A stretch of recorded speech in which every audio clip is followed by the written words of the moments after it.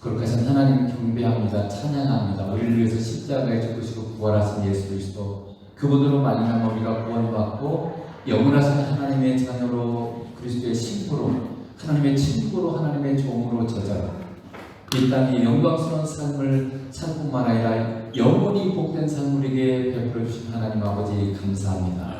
그 놀라우신 하나님의 영광과 거룩하심을 이 시간 만끽하고 만나는 그런 귀한 시간 될 수 있도록 성령 역사해 주시고 우리를 아버지께로 주님께로 이끌어 주옵소서. 감사하고 예수님 이름으로 기도드리옵나이다. 아멘.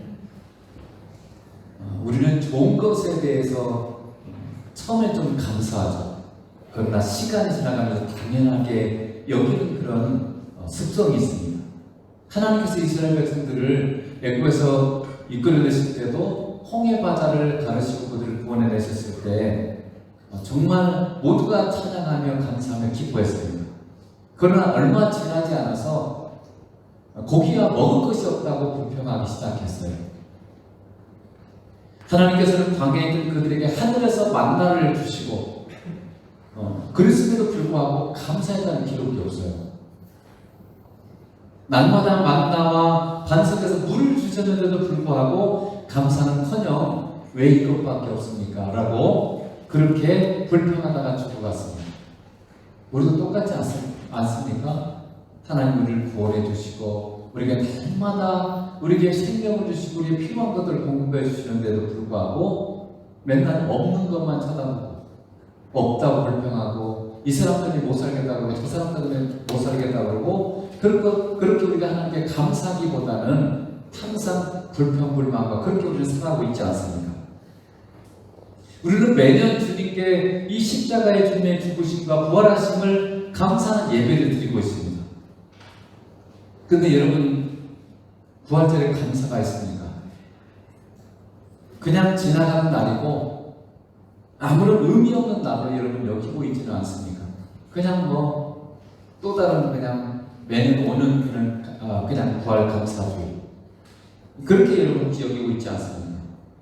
오늘 우리는 이미 우리가 많은 부분을 사실 많이 설교를 통해서 알고 있는데 특별한 어떤 일부분을 이 시간 짧지만 한번 살펴보도록 하겠습니다. 그래서 우리가 정말 이 주님의 부활하심을 다시금 살펴보고 감사하는 그런 시간이 됐으면 좋겠습니다. 첫째로 주님의 이 부활이 우리에게 육체의 희망에 거하게 하셨습니다. 오늘 2장 21절에 보면 다윗의 예언이지만 이렇게 되죠. 그러므로 내 마음이 기뻐하고 내 혀도 즐거워했으며 육체도 희망에 거하리니. 예수님의 부활은 우리의 영혼만 아니라 우리 육체도 소망 속에 살아갈 수 있는 길을 열어주셨습니다. 여러분, 우리가 알다시피 우리는 다 죽잖아요. 우리 육신은 다 죽게 돼 있어요. 우리가 육신의 죽음을 통해서 이 땅을 떠나게 되면 우리의 영혼은 그 즉시 낙원으로 들어가죠. 그렇지만 우리의 육신은 썩어지고 없어집니다. 지금 화장을 많이 하죠. 그래서 그냥 육신은 사라져버리고 없어져요. 그렇다면 우리가 평생 함께했던 이 육체는 더 이상 의미가 없는 것일까요? 그래서 심지어는 이 신약시대는 이 금욕주의가 있었어요. 금욕주의가 있어서 이 육신은 어차피 썩어지고 없어질 것이니까 두 가지 현상이 나타났어요. 금욕주의 하나는 이 육신이 죄를 지면 안 되니까 어떻게든 육신은 다 쓸모없는 거니까 육신을 철저하게 굴복시키는 절제, 그것만 하는 삶이 있었어요. 세상에서 즐거워하는 것을 해서는 안 된다, 그렇게 사는 사람들이 있었는가 하면 어떤 한 사람들은 이 육신은 어차피 썩어지고 없어질 것이니까 마음대로 그 육신은 뭘 해도 괜찮다, 이런 두 가지 극단적인 현상들이 나타났던 거죠. 근데 여러분, 우리의 몸도 주님 겁니다. 성경이 그렇게 얘기하죠. 그런데 그래서 이 육신이 썩어지고 없으니까 그럼 이 육신은 아무 의미가 없는 건가? 그렇지 않다는 거예요. 자, 고린도전서 15장 36절 한번 봐보세요. 어리석은 자여, 내가 뿌리는 씨가 죽지 않으면 살아나지 못하겠고. 여러분, 우리가 이 땅의 모든 자연망을 보세요. 이 땅의 모든 식물들은 그 씨가 땅에 떨어지면 어떻게 돼요? 썩습니다. 땅 속에 들어가 썩어요. 썩어지면 새로운 싹이 거기서 나와요. 근데 만약 썩지 않으면요, 싹이 나오지 않습니다. 반드시 썩어야만 거기서 새 싹이 나와요. 하나님은 이 세상의 모든 자연 만물을 통해서도 그분의 신성을 우리에게 가르쳐준다고 말씀하고 있습니다. 다른 말로 말하면 그분의 의중과 심정을 우리가 이 세상의 것들로부터 배울 수 있어요. 여러분이 눈이 뜨여지고 하나님과 이 사귐을 시간을 갖기 시작하면 이 세상의 모든 만물들이 우리에게 가르쳐주고 하나님의 의중과 심정을 읽을 수 있다는 말씀가 있습니다.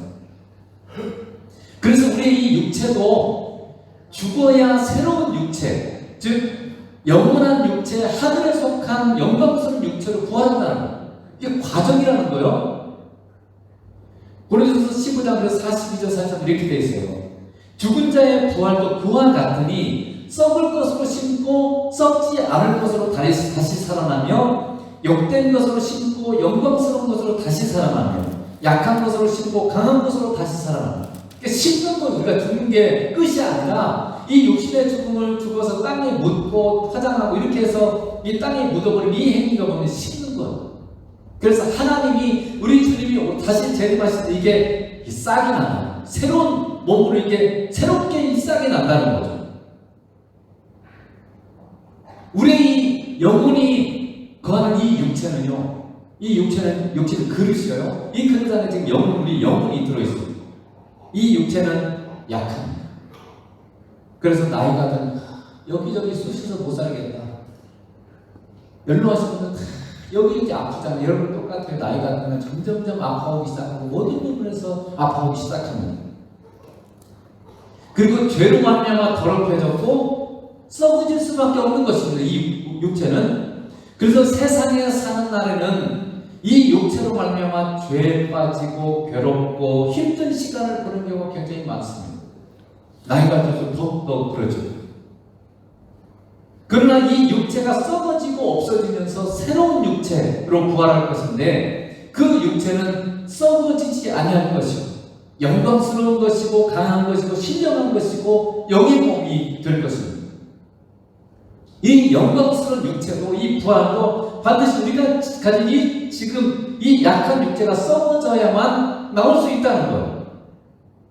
지금 우리 육체는 나이가 들어가면서 약해지고 있습니다.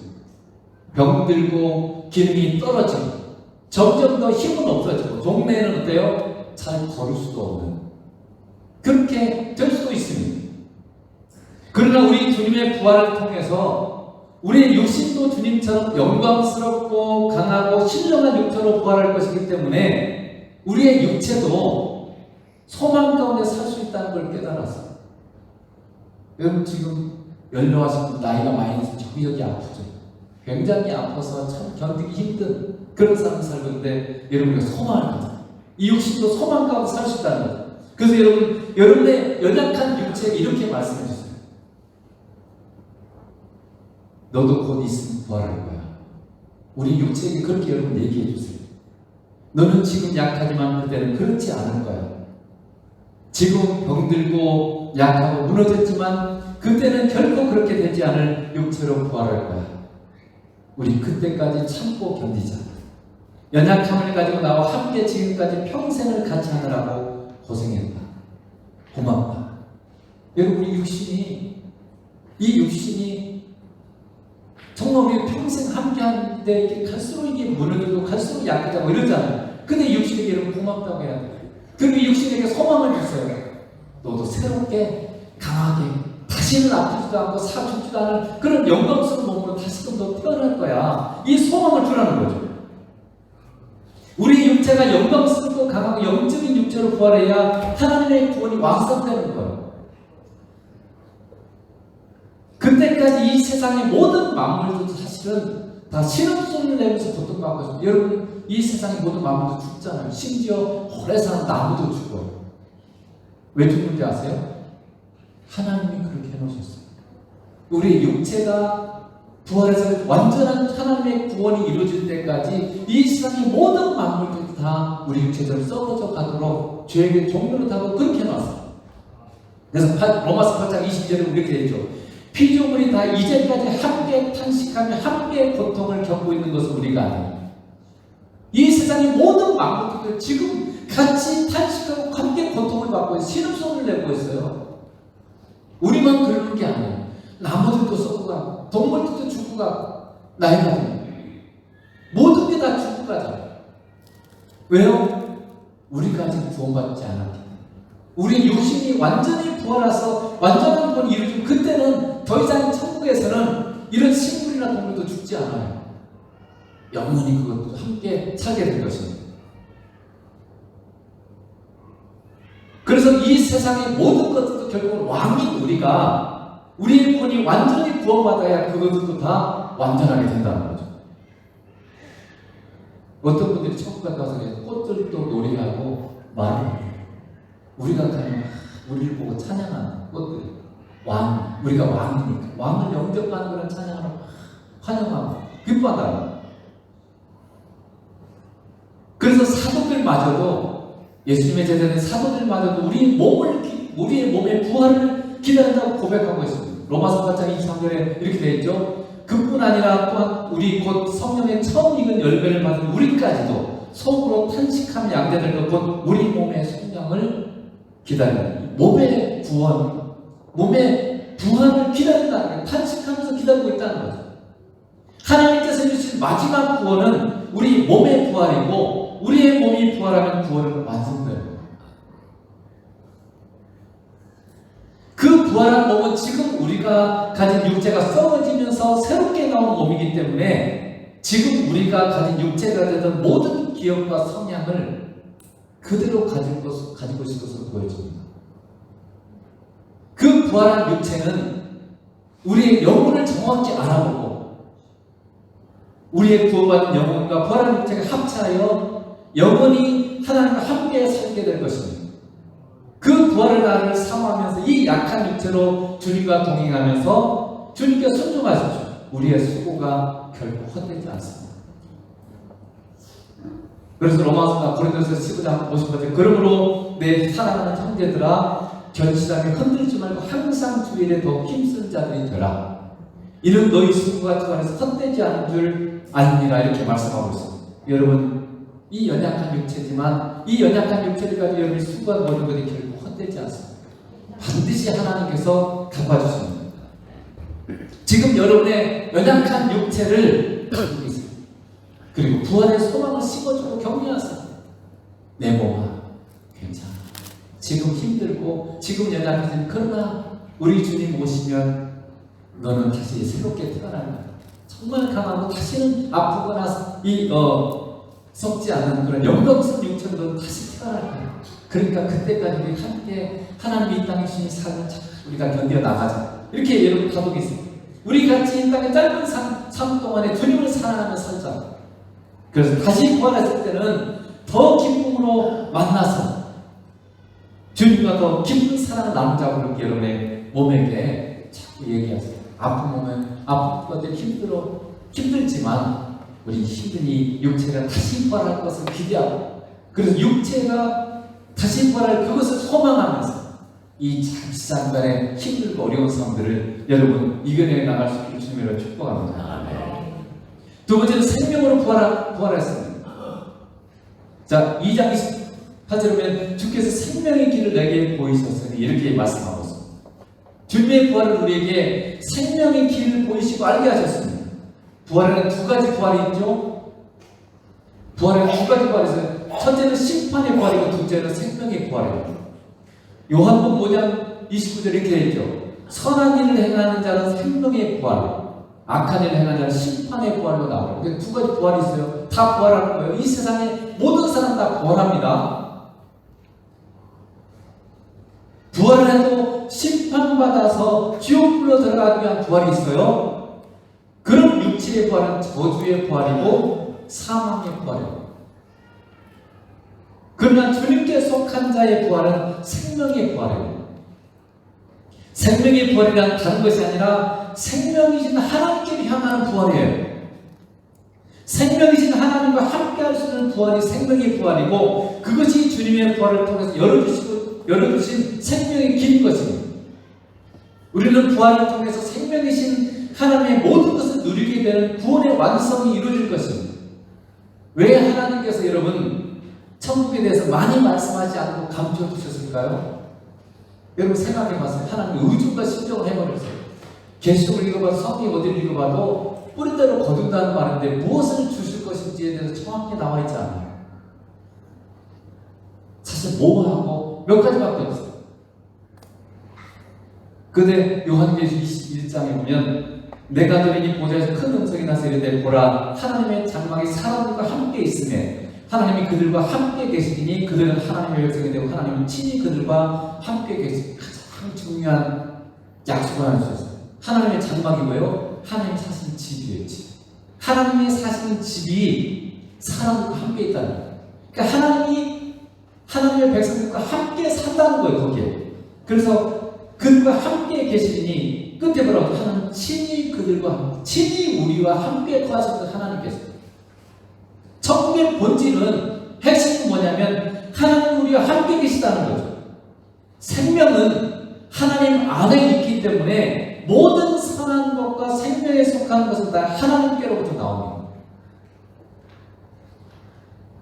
천국이 아름답고 좋은 이유는 생명의 근원이신 하나님이 거기 계시기 때문에 그러는 거예요. 그래서 천국에 대해서 여러분 한마디면 좋게 해요. 하나님이 함께 하신다. 그 한마디면 사실은 모든 것이 다 갖춰진 거예요. 우리가 상상하는 모든 좋은 것, 아름다움, 선한, 사랑, 용서, 자유, 평강, 기쁨, 감사 이 모든 것은 어디로부터 와요? 하나님으로부터 하나님과 함께할 때 우리에게 주어지는 것들입니다. 그래서 하나님이 계시는 천국은 모든 좋은 것이 넘치도록 풍성한 것입니다. 우리는 천국에서는 사랑 외에는 더 이상 바랄 것이 없는 그런 부족한 것이 없는 풍성한 삶을 살게 될 것입니다. 천국에서 부족하지 않아요. 이 땅에서 부족하니까 하도 더 우리가 더 가져와야 내 노후의 삶이 내 이후의 삶이 더 풍성해질 것 같으니까 어떻게든 세상을 우리가 얻으려고 노력하죠. 근데 천국은 그럴 필요가 없어요. 항상 모든 것이 넉넉해. 여러분 왜 적도근방에 사는 사람들이 게으른 줄 아십니까? 게으른 게 아니에요. 우리나라 사람들이 이 적도나 이런 데 가보면 저 사람은 참 게으르다 이렇게 생각하는데 그렇지 않습니다. 왜냐하면 적도 부분에 항상 먹을 게 있어요. 그냥 가보면요 바나나 이게 지천에 널려 있어요. 그리고 1년이면 산모작을 해요. 그냥 배고나면 또 나가지고 거기서 또 배고 이럴 수 있어요. 그러니까 우리처럼 노력하지 않고 항상 많은 게 있기 때문에 그냥 자는 거 뜨겁기도 하고 그러니까 자고 쉬고 잠시 조금 수고하고 이렇게 환경이 그런 거예요. 그러니까 천국은 모든 것이 부족하지 않아요. 그러니까 우리가 뭘 막 먹고 살기 위해서 애쓸 필요가 없어요. 우리가 먹고 살기 위해서 애쓰는 것은 우리 죄 때문에 하나님께서 네가 수고하여야 먹을 것이라고 하나님께서 말씀하셨기 때문에 이 죄의 결과예요. 그런데 천국에는 그렇지 않아요. 모든 것이 넉넉하고 부족하지 않습니다. 그래서 먹고 살기 위해서 우리가 막 노동해야 되는 그런 게 없어요. 그때는 서로 사랑하고 이게 우리의 소원인 거죠. 그래서 우리의 부활은 그 모든 것에 근원 되시는 하나님께 나아가고 하나님과 함께하는 그런 부활이라는 거죠. 또 하나 천국의 좋은 것을 나열하지 않은 이유가 있어요. 요한계시록 10장이면 감춰주라고 되어 있죠. 그래서 모든 걸 하나님께서 우리가 다 열어놓은 게 아니에요. 우리가 하나님이 아니라 천국의 좋은 것의 마음을 빼앗길 수 있기 때문에 그렇습니다. 우리도 모르게 자꾸 우리는 눈에 보이는 게 마음을 빼앗겨. 그래서 우상한 마음. 하나님도 안 보이시잖아요. 그러니까 이스라엘 백성이 아론과 뭐를 봤어요? 송아지 우상을 봤는데 이게 하나님이다 그렇게 만드는 사람은 자꾸 뭔가 보이는 것을 추구해요. 그래서 하나님 우리에게 좋은 걸 보여주면요 하나님이 아니라 자꾸 좋은 걸 추구하게 돼 있어요. 하나님 우리에게 원하는 것은 예수님과 사랑이지 주님이 주시는 건강도 목표가 아니고 세상의 성공도 목표가 아니고 세상의 돈도 목표가 아닙니다. 여러분 그래서 여러분에게 제가 묻고 싶은 게 있어요. 여러분이 하나님께 원하는 목표가 뭡니까? 진짜 여러분의 기도 제목이 뭐예요? 본질적인 기도 제목. 여러분이 신앙생활하는 목적이 뭡니까? 예수님을 통해서 건강해지는 것입니까? 예수님을 통해서 평안한 삶을 사는 것입니까? 예수님을 통해서 세상에서 성공하고 능력 있는 삶을 사는 것입니까? 예수님을 통해서 세상에서 부자 되는 것입니까? 아니면 예수님을 통해서 여러분 행복하게 되는 것입니까? 그런 것들이 부수적으로 올 수 있어요. 하나님 그런 걸 주시기를 기뻐하세요. 그러나 하나님은 우리가 예수님과 더 깊은 사귐과 사랑을 목표로 해서 살기를 원하사 우리는 예수님만 사랑하는 사람, 예수님만 추구하는 사람 우리가 살기를 원하사 우리의 신앙생활의 목표는 예수님과 더 많은 시간을 보내고 예수님과 더 하나가 되고 예수님과 더 많은 사랑을 나누어서 예수님이 우리를 위해서 십자가에 목숨을 주신 것처럼 우리도 예수님을 목숨보다 더 사랑하는 사람으로 성장하는 거예요. 여러분 예수님 얼마나 사랑하세요? 오늘도 여러분이 부활 감사 예물 하나님께 드렸을 거예요. 어떤 마음으로 여러분 드리세요? 적어도 여러분 감동을 따라 드리세요. 저는 제가 생각할 때는 항상 세상에도 기준이 있어요. 최소한도 하나님의 사람은 그 이상이 돼야 돼요. 여러분 가까운 친척들이 누가 결혼하면 얼마 예를 들면 누가 돌아가시다니 결혼하면 얼마씩 하세요? 근데 하나님께는 여러분 얼마나 드리세요? 기준이 내가 사랑하고 좋아하고 가까운 사람들보다 내가 주님을 더 사랑해야 되잖아요. 여러분 그렇지 않나요? 예수님께서 너희가 너희 처자를 부모를 나보다 더 사랑하면 너희는 내게 합당치 않다고 되어 있어요. 예수님을 사랑하는 신앙의 목표는 거예요. 그렇다면 여러분이 정말 하나님께 주님이 우리를 위해서 십자가에 죽으시고 부활하시고 우리가 감사를 드리는 예물이잖아요. 나를 구원해주신 하나님께 감사하는 예물이잖아요. 근데 여러분 어떻게 드리세요? 대부분 제가 보면요 그렇지 않은 분들 꽤 있지만 그냥 그저 너무 쉽게 형식적으로 드려요. 여러분 정말 예수님 목숨보다 더 사랑하는 것, 예수님을 위해서 목숨을 주셨잖아요. 그런 것처럼 신앙의 목표는 다른 게 아니에요. 예수님 목숨보다 더 사랑하는 거예요. 그렇게 우리 사랑이 주님과의 사랑이 깊어지고 더 커져가는 것, 이게 하나님이 원하시는 거예요. 그 주님에 대한 사랑이 하나님께서 만나가신 사람들에 대한 용납과 용서와 사랑과 섬김으로도 나타나기를 원하시는 거예요. 그게 당연히 그렇게 되게 돼 있어요. 여러분들 그렇게 맺는 겁니다. 우리의 부활은 그 좋으신 하나님과의 영원한 사귐과 사랑을 나누는 길을 열어보시는 거예요. 주님의 부활을 통해서. 그렇기 때문에 주님의 부활은 우리에게 생명의 길을 알게 하신 것입니다. 그 놀라우신 생명이신 주님과의 함께하는 복을 여러분이 이 부활절을 통해서 더 확고히 알고 누리시길 주님을 축복합니다. 기도하겠습니다.